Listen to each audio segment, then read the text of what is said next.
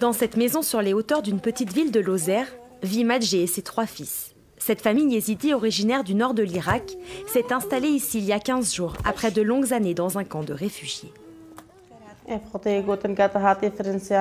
En France, je peux me sentir en sécurité avec mes enfants. Ils peuvent aller à l'école pour apprendre une nouvelle langue, une nouvelle culture. Et surtout ici, il y a la paix. Je n'ai pas trouvé ça en Irak. Depuis le début du conflit en Syrie, la communauté yézidi est persécutée par l'État islamique.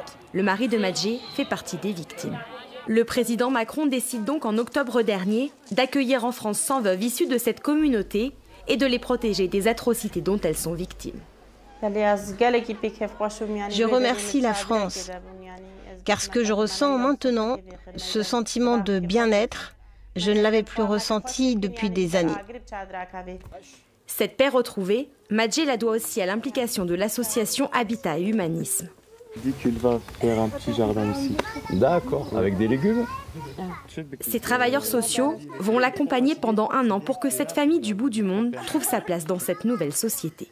On a l'ouverture des droits à réaliser, c'est-à-dire contacter toutes les caisses, que ce soit les droits à la sécurité sociale, les visites médicales obligatoires en France, la scolarisation des enfants, et puis l'explication, puisqu'il y a un écart qu'on explique au quotidien à ces familles entre les dispositifs irakiens et la législation française. À terme, Madjé devra se débrouiller seul. Un coup de pouce pour effacer les horreurs du passé et tenter de retrouver une vie presque normale. Prochaine étape, l'obtention du titre de séjour.